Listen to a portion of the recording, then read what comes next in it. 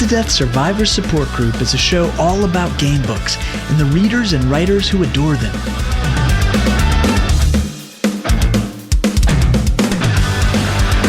Today, for our very first episode of the show, I've invited a Gamebook Sherpa of sorts to show you the way through the many worlds of gamebooks. Stuart Lloyd is a science teacher and a gamebook writer, and he has also written extensively about what makes a gamebook work. Yeah, well, I first found a gamebook at the age of 7 at a school fair. It was the fighting fantasy book Talisman of Death. And since then, it just sort of lit up my imagination about the story that I could choose. I was in a fantasy world. It was carrying the Talisman of Death back to my world to escape the god of death. And since then, I sort of wanted to play all the game books I could find. And then it was only when I was an adult, I started writing game books. And then I found a community online, basically, in sort of the late 2000s, early 2010s. And I started writing game books for that. There was the Windhammer competition, which I entered. And I didn't win the first couple of years, but then I decided I want to improve my game, so to speak, and started a blog where I analysed game books and what made them good. And then it just carried on from there. And at first I thought it was just going to be a retrospective on game books that happened, because I wasn't expecting there to be any new game books. But as the blog went on, I discovered that there are all these other people who are writing game books and writing new game books and making game book apps. So it's been carrying on since then. And the game book community has gone from strength to strength since then. It's brilliant. Your blog has almost evolved into a textbook of sorts for game book writers. I know that I've heard in a number of conversations, people refer back to your blog. So thank you for your efforts there. Oh, well, it's my pleasure. Yeah, I'm glad lots of other people got a lot from it. It was mainly to get my head straight about things, but and I found other contributors. It was good to sort of share the knowledge and sort of interact in that way. Hopefully I'll get back into it one day. You've been busy lately. What's new for you? So yeah, my game book writing took a bit of a hit when this small life change of having 2 children happened. And so things sort of changed from there, but teaching is quite busy. But from 2017, I started sort of tutoring people to get more flexibility in my life, home educated children in the day and maybe some exam children at night. And now, since the pandemic's gone on, I've been home educating my own children. So that was an experience. It was great. Yeah, it was hard work. I was glad to have this opportunity. I also discovered that when it's your own children, it doesn't really matter if you're a qualified teacher. They still don't listen to you. Now they've gone back to school, and I'm trying to interact more with the new game book community that's arisen on Facebook and things. And I'm trying to finish off some old projects, like one of my interests, the Windhammer competition. I wanted to finish off. And then I've got this, I think it's quite an ambitious project. It's a project where I wanted to make a procedurally generated world that you could play solo. And then I was going to release sort of mini game books for it, like special missions. And I wanted to make it so you could sort of slot it into other adventures. It's currently called Scrawl, and I've made a Facebook group where you can see my progress. And it's nearly finished, and it has been nearly finished since 2017. So I'm very optimistic about it. I can definitely relate. I have 2 young boys of my own, and yeah, it's quite a change. I remember when the pandemic first started, seeing lots of posts about people sort of like, what do I do with all this time? Like, what are you talking about? Yeah, exactly. Yeah. I barely did any game book writing when I was with my kids at home, and there was nowhere to go. It wasn't like the home ed people I normally teach, because they go out everywhere. They sort of take their children to sort of archery and all the places that aren't filled with children during the holidays. But yeah, you're stuck at home with them. You can't take them anywhere. My daughter made a board game, though. She made a Pokemon-based board game, so I was quite proud of that. Well, that's awesome. So, yeah. Very cool. So here's the deal. I plan to use this episode to refer people back to, if they come into the podcast and they're really new to the world of game books and they want to start all the way back at basics and understand what really is available here. So let's start back at the basics. Stuart, maybe the simplest question, maybe the hardest, I don't know. What is a game book? It can be quite a hard question. A game book, I mean, in some ways it's really easy, because it's like when you say that when someone's speaking Mockney, they're speaking mock Cockney, you've put two words together. It's a game and a book. It's a game in a book. Or is it a book with a game or a game with a book? So then it gets harder. So at its most basic level, a game book has a story, but you can choose things that happen in the story. Originally, it was mainly written in the second person. So you're doing something and then you turn to a numbered paragraph to find out what your decision leads to. So that's its most basic level. There was sort of experimental fiction back in the 60s where there was an Argentinian writer, I hope I can say this right, Georges-Louis Bourget, hopefully. He wrote a book called Labyrinths where you could choose the ending. There was also some educational game books, so to speak, called programmed instruction books where you picked an answer and went to the correct place. But then the idea of a game book sort of appeared in the 60s with sort of people like R.A. Montgomery and Edward Packard, the people who wrote Choose Your Own Adventure. There was a book called Sugarcane Island that they wrote that was released in 1976, and it was re-released as a later Choose Your Own Adventure book. That is one of the most basic game books where you're a character, and you just basically turn to a page to decide what you want. And the first official Choose Your Own Adventure book was The Cave of Time in 1979, where you stumble into a cave and then you end up going through time. Later on, game books had extra elements to them, like dice and statistics. So it was kind of like you were bringing in a few bits of role-playing games and wargaming into it. And the two most famous ones with that kind of element in were the Fighting Fantasy series and the Lone Wolf series. And they both started in the 1980s. And they were sort of very fantasy-based, like Dungeons and Dragons, basically. And that's what most people think of the game. But they normally think of those three, the Choose Your Own Adventure series or Fighting Fantasy or Lone Wolf. People in America might think of more Choose Your Own Adventure than the other two, because Fighting Fantasy was sort of more in a UK thing. As an American, I can confirm that until very recently, I actually had never heard of Fighting Fantasy or Lone Wolf. So you can imagine my delight when I got to dive into those books, right? Oh, excellent. And also, Lone Wolf is free online at Project Aeon. It'd be good to tell the listeners, all the Lone Wolves, apart from the last one, are free. And everything else Joe Diva wrote, like a 2-player game book series and a Mad Max style series, they're all there. Lone Wolf is a great place to start, I think, for fantasy fans. And so that's projectaeon.org. And I'll include a link in the show notes for this so that people could check that out. Yeah. So we're up to the 80s now, and I guess game books are all the rage, lots of hype. Kids are waiting for the next edition of these books to come out.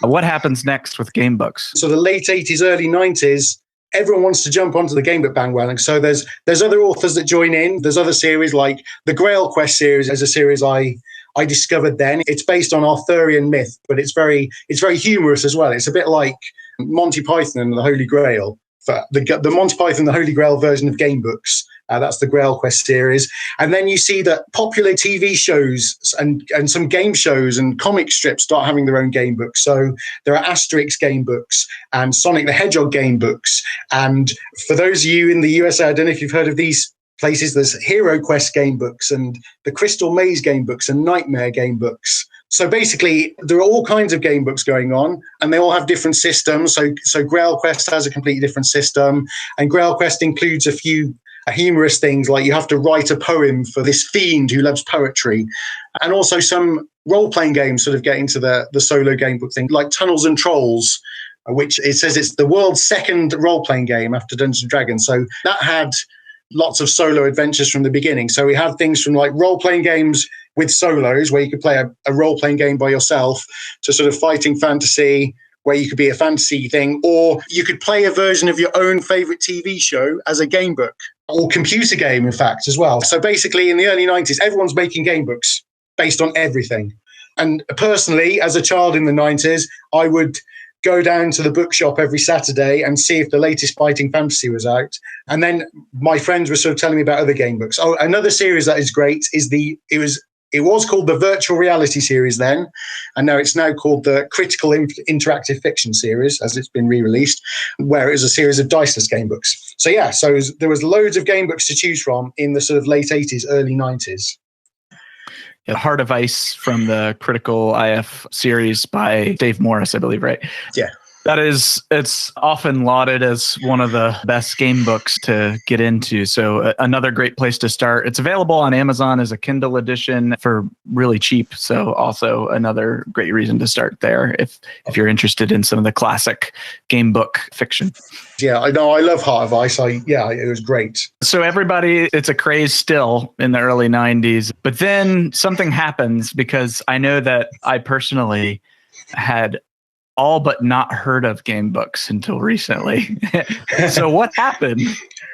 Well, video games happened. That was the main problem. So if you look at the game books that were published in the mid to late 90s, you'll see that a lot of series ended then. Fighting Fantasy ended then at issue 59, Curse of the Mummy, I think. There was also the wonderful game book series, the Fabled Land series, which was planned to be 12 game books that linked an open world together, and they stopped at the 6th one in the middle of the 90s as well. So yes, everyone was playing video games, and so game books sort of took a back seat, and they stopped being published in the late 90s. So there weren't many game book series that continued, and the internet was kind of in its infancy as well, commercially anyway. So there weren't that many game book people online. Yes, but for the most part, the late 90s and early 2000s, there was very little game book related stuff online. Another website that opened up in the early 2000s was ffproject.org, where lots of people contributed their fighting fantasy fiction. So yes, if you were looking for something to read in the late 90s, you wouldn't have found any game books, because everybody was playing video games. And indeed, some game book authors, well, Ian Livingstone, who's one of the fighting fantasy writers, he went into the computer game industry, the video game industry. So that was seen as where the game book people went. So game books sort of became like a forgotten pastime for a while, right? But they then, did, yeah. I suppose all of the kids who used to go to those stores excitedly waiting for the next edition of their favorite game book series, they're all grown up now, right? They are indeed, and they're all grown up, and they've got spare time and disposable income.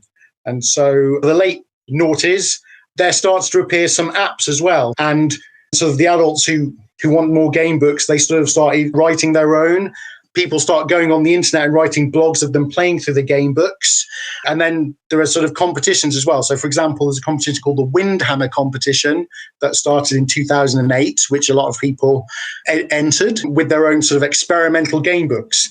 And so sort of the early 2010s was actually, game books sort of took off again. And then towards the mid 2010s, we started getting things like Kickstarter, and self-publishing became a lot easier. So all these children of the late 80s and early 90s who love game books were now able to write their own and market their own, and find like-minded adults as well and share their game books with them. Also, old game books have had a new treatment, the app treatment. So, for example, the Sorcery game books got rewritten as an app with loads of extra stuff added and a map and everything. And a company called Tin Man Games started making their own game book series. That started in 2008, they were very sort of fighting fantasy-esque. And then Tin Man Games actually did do some fighting fantasy books as part of their apps, and then they released Warlock of Firetop Mountain with a map and everything else as well. So now we've come to the stage where all these children of the late 80s and early 90s have been finding themselves online, either through blogs or Facebook groups or Twitter or these competitions, and then they've been writing their own game books and publishing them. So now they've come across a bit of a resurgence. Yeah, and so now with that resurgence, there's definitely a number of projects that have done quite well for themselves, I'd say. Like recently there was a book on Kickstarter called Alba that raised almost $380,000 US for their project, which is pretty amazing. It shows that there's a thirst for interactive fiction, right? Yes, definitely. It's brilliant that we can all do this, and we can sort of add to something that we got a lot from as children as well. So we've gotten a bit of the history lesson on game books, but I imagine that not every game book is the same, right? There's a lot of different variety in the space. Can you tell me a little bit about the different types of game books that exist? Yes. The typical game book would be a sort of second-person narrative. So it's saying, you do this and you do that. What would you like to do? So the most basic level would be the choose-your-own-adventure game book, where you are a person and they give you a situation, and then you just make choices and you see what happens with those choices. So then you've got the sort of fighting fantasy or lone wolf game book. They have some statistics, So this is getting a bit more gamey, a bit more role-playing gamey. So Fighting Fantasy is famously only has 3 statistics. Occasionally the books add another one when it's relevant to the situation. And so with Fighting Fantasy, you'd have 2 dice and you'd roll those. So that's sort of getting a bit more complicated. Lone Wolf didn't have dice. You had a random numbers table, but it's also the same in the sense that you have items and you have combat skill and hit points or life points. Lone Wolf also had a skill system where you pick skills and then you're asked if you have certain skills or not. There's also diceless systems like the critical interactive fiction, like Heart of Ice, where you have skills and items and stats, but you don't have any random elements. You just make the choices. And then you could go all the way up to basically playing a role-playing game on your own. Like Tunnels and Trolls did solos pretty much from when it started. But Dungeons & Dragons 5th edition has started getting some solos ready for it as well. Then you can get game books with boards as well, where you can move things around, or you can get open world game books where you actually have several books that you have to flip between, like Fabled Lands. So if you want to explore, that's the sort of thing you can do. There were some game books, if you want to get a bit more exotic, where you could play multiplayer. So this is getting a bit more experimental. So there was a Fighting Fantasy one called Clash of the Princes, where there's you both play 2 princes who are fighting over who gets to rule the kingdom by going on a quest. Joe Deaver wrote a couple. He wrote the White Warlord and Black Baron, where you've got to kill each other, basically. And he wrote the Scarlet Sorcerer and the Emerald Enchanter, where you're in flying ships and you have to try and kill each other. And they're quite experimental because they were trying to play out like a video game on the book, because you had different pictures of what you could see from your position, and you had to tell the other person what you were doing, and they had to turn. It got quite complicated. So if you want to have a combat with someone, you can. There are some game books that they could be considered puzzle books. So I've seen my children have a couple of these. The sort of ancient Greek-based puzzle books where you solve the puzzle and turn to a thing. So if you like puzzle solving, there's a puzzle game book for that. So and then there's basically game books where you just have to beat the game book and get to the best ending. So that's mainly things like Fighting Fantasy or Lone Wolf. So you can explore a land, beat the challenge. There might be a puzzle that you have to solve. There might be a game book where you have to play against someone else, and then might be a game book where you can just enjoy the story, like Choose Your Own Adventure. And then also, if we're going a bit further, you can get sort of game books where you create your own story, where you create your own narrative. So the good thing about game books is there's a scale, if you think about it, from game to book, if you visualize it. And then there's basically something for everyone on that scale. So if someone likes basically playing role-playing games, there's game books for people who like playing role-playing games solo. For people who want to create a story, there's game books for them. For people who want a bit of both, there's game books for them. For people who want to explore, there's game books for them. For people who want puzzles, there's game books for them. And so basically there's something for everyone, which is the great thing about game books.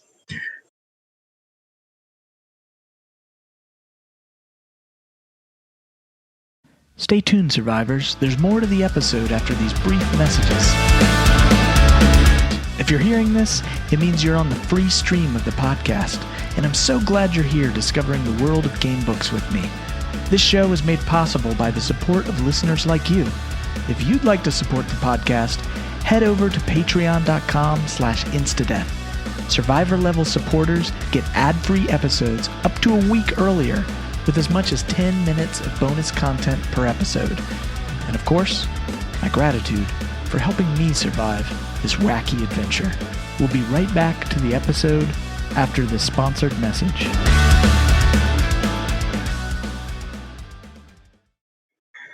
Fantastic. So we've already touched on some of the major, classic series, and I think that there's also something interesting about the way that various series are structured. So, for example, Fighting Fantasy, Lone Wolf, and Fabled Lands are all game book series, but they're all interconnected and structured quite differently. Can you tell me a little bit about that? Yeah. So Fighting Fantasy, they've all been, for the most part, standalone books where your character is in that book.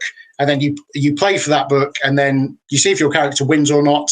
And then that's the end, and you don't see that character again. So I say for the most part, because there are some that are sort of loose sequels. So, for example, there's Trial of the Champions, where you go through a dungeon, and if you win 20,000 gold pieces. And then there's Armies of Death, where you've just won Trials of the Champions, and you, instead of spending your 20,000 gold pieces to just sort of sit around for the rest of your life, you decide to hire an army and go and fight a demon, which, each their own. But even in that case, you haven't strictly had to finish Trial of the Champions. You just roll up a new character. It's sort of assumed that you just roll up a new character. So for the most part, Fighting Fantasy was standalone books. Lone Wolf is a huge narrative, which it's very much based on the story of Lone Wolf. There's very strong characterization with Lone Wolf. Lone Wolf is a particular person. They started out as an apprentice to this order called the Kai, which live in a monastery. They're sort of like psychic rangers, basically, or maybe you could think of them as fantasy Jedi.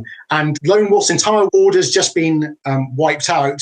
And the first 12 books are sort of Lone Wolf's journey from the book one is him escaping his arch enemies. So they're Dark Lords of Helgadad, and they've got a massive army. So it's a very sort of epic fantasy tale where Lone Wolf is this lone hero against this overwhelming army. And then the second book is when Lone Wolf picks up a super magical weapon that only the Kai can use, and then breaks a siege, and then it carries on up to book 12 where he or she takes on the leader of the Dark Lords, and then Lone Wolf discovers new powers that even the old Kai didn't know, and then sort of rebuilds the order. And then Lone Wolf takes on even bigger opponents. I'm not going to say any more than that. And then it goes on, and then the story continues, but you can take on a new character, which is one of Lone Wolf's sort of best sort of Kai Lords after the order's being rebuilt. So Lone Wolf is a narrative where you go from book 1, 2, 3, 4, etc., etc., and you can carry Lone Wolf on from book to book. And it's very rewarding that you do, because you have a story that you can join in with. And it's obviously very rewarding from a game perspective, because Lone Wolf gets an extra skill between books and more items, so it's easier. So that's Lone Wolf. So we have Fighting Fantasy, which is standalone. We have Lone Wolf, which is a one long narrative. And then we have Fabled Lands, which is a fantasy world, and it's been split up into 12 sections, and each section has its own book, and there is absolutely no narrative, which is the complete opposite of Lone Wolf. And you're just dumped somewhere in a place with a few bits of money and a weapon, and you're just told to get on with it. And that's great for the exploring us. In the first Fabled Lands books, you probably end up in a city called Yellowport, and you explore Yellowport, and then you can see what's going on. And in that particular country, there's a civil war going on, and you can choose sides in the civil war. And unlike a lot of game books, they don't put any morality on either side. The game book doesn't reward you for choosing a side. You can choose whichever side you like, and the game book doesn't judge, unlike some other books. And it's completely up to you. And you can choose a class and everything, and you can just wander around. And when you get to a new country or a new area, you pick up another game book, and then you enter it from there, and then you can move on. So Fabled Lands very much appeals to the explorer in us. And like I said earlier, in the mid-90s, they only got up to book 6. But book 7 has been released thanks to a Kickstarter campaign, which is brilliant. So you can explore much of the world, and hopefully we'll see book 8 onwards. So there we have the 3 main series. So Fighting Fantasy is very much standalone. We have Lone Wolf, which is one big epic narrative, and then we have Fabled Lands, which is completely open world with no narrative at all, and you can do what you like. Great. One thing they all 3 seem to have in common is that they are fantasy books. Surely there's more out there than just fantasy, right? Oh, absolutely. There's pretty much anything you can think of. You could pretty much find any genre you can think of and choose your own adventure. Other series that have been going on is inspired by Fabled Lands. They've made a series called the Steam Highwayman series, which is when you're basically going around a Victorian London on a steampunk motorcycle and sort of the surrounding areas. And that's very much open world as well. And so that's another genre. There's a series of books called the Road Less Traveled game books, which it's basically a post-apocalyptic world where, and I don't want to say any more than that, because there's more to the post-apocalyptic world than that. Other game books that have been released, you can now get game books based on public domain fiction. So one of the old Fighting Fantasy authors, Jonathan Green, he started writing game books based on things like The Wizard of Oz and Peter Pan, and you can pick characters from the stories and carry on the stories for them. So that's sort of playing around with public domain fiction. There's another public domain fiction in the sense that Dave Morris wrote an interactive version of Frankenstein. So you can get points of view of different characters from Frankenstein, from the book of Frankenstein, like Dr. Frankenstein or the monster, because if I've got to mention Frankenstein, then I also have to mention the monster is not called Frankenstein. So there we go. There's lots of sci-fi books. So there's Heavy Metal Thunder. That's a sort of gamebook app series that I really love. And then there's another author called James Shanep, who's basically written a game book about different genres. So his latest one is Spied, but he's also written a superhero-based one and other ones. I'll jump in real quick and mention James Shanep is actually a guest that you'll be hearing from on this podcast. And yeah, he's written across multiple genres. He's got, zombies and pirates and now Spied, so sort of a espionage thriller. I'll also give a shout out to two other authors you'll be hearing from on this podcast, which are Victoria Hancox and David Lowry, who write primarily in a horror genre. And there's everything from goosebumps and creep factor all the way to stomach turning scenes in their books. Excellent. Yes. I'm looking forward to hearing that. So we've touched upon several series already, but just to kind of do a rundown on some of the classics that people might want to check out first, what would you say are the major classic series of game books? Choose Your Own Adventures, sort of one of the big ones, because it was the first sort of series and it's still going. So you can order that from the Choose Your Own Adventure website. And then Fighting Fantasy is another big series as well. And that started producing new game books as well and getting new authors in. And then, of course, there's Lone Wolf, which you can get all of it for free on projectaeon.org, which is absolutely brilliant. Other ones include Fabled Lands. So when you want to start exploring, you can do that. There's also the Way of the Tiger game book series, which is when you play a ninja and you washed up on some island one day and you became trained as a ninja. And then, so other game book series is the Critical IF and especially Heart of Ice. Some more recent ones, if you're into things like World of Warcraft, there's a series called Destiny Quest, which it's very World of Warcraft-esque. It's very combat-based. You go around a map, and every section of the map has a big opponent that you have to fight. And there's lots of combat mechanics. So the choice is all based on what combat mechanics you use. Or if you want some fan-made fighting fantasy for free, you can go to ffprojects.org and you can play all their fighting fantasy game books. They have lots of fighting fantasy sequels on there. There's a Death Trap Dungeon 3, for example, and there's lots of style of the fighting fantasy game book fantasy there. And also there's a sci-fi series, it's called the Wrong Way Go Back series. Yeah, so there's plenty to choose from. Speaking of modern game books, which mostly the authors I've talked to so far fall into that category, but I've not yet started exploring apps, and from what I can tell, apps seem to be sort of a thriving marketplace for interactive fiction. You mentioned a few, so Tin Man Games is one of those. Were there other apps that you would recommend readers look into? Yes, so there's a company called Inkle, and they redid the Sorcery series, but they added tons of new stuff. They've added lots more stories. So,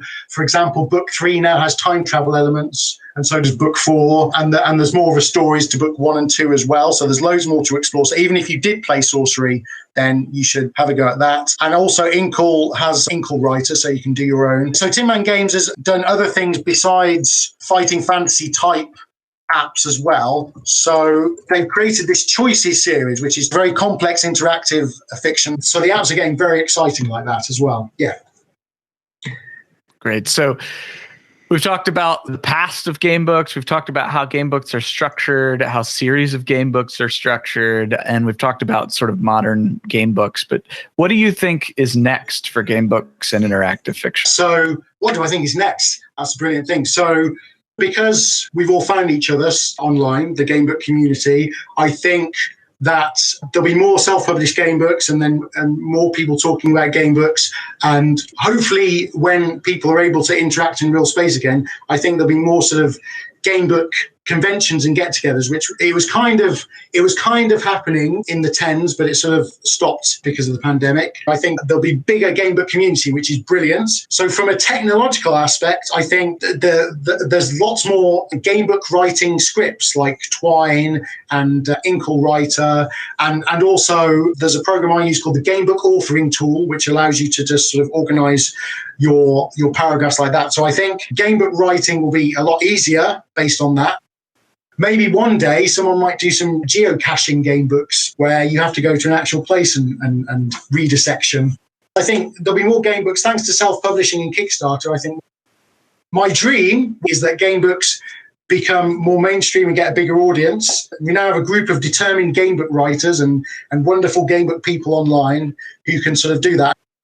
Yeah, one space that I'm interested to see how it evolves is actually artificial intelligence. Today, there's already games, AI Dungeon is an example of this, that are fully written by artificial intelligence. And so you can sort of explore a dungeon world with this. But it leaves quite a bit to be desired as it is today because, it kind of can go off the rails in weird ways and there's not an overarching narrative and, that kind of thing. And so I'm interested to see if anybody can kind of master blending sort of a human storyteller with AI to be able to more organically fill in the gaps and let the reader kind of go way off the rails. There's, I think, a lot to explore with what technology is going to open up for pre-tech ways of entertaining yourself. Well, yes, it's going to open up a lot of things. So yeah, that'll be very exciting. Well, Stuart, thank you so much for coming on the show. Where can people go to learn more about you and what you do? If you want to learn about me, you can look at my blog, which is Lloyd of Gamebooks,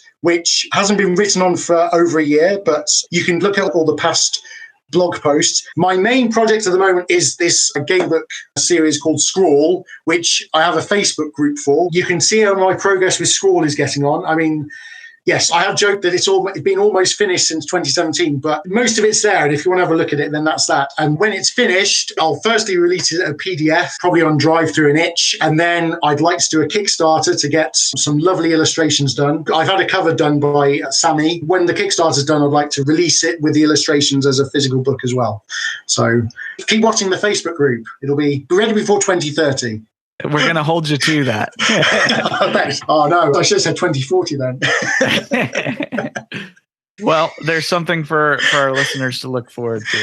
Yes, Thanks again, Stuart. Thanks very much. It's been brilliant.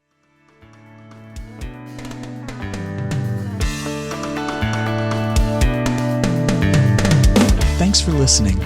If you'd like to support the show, become a patron at patreon.com/instadeath.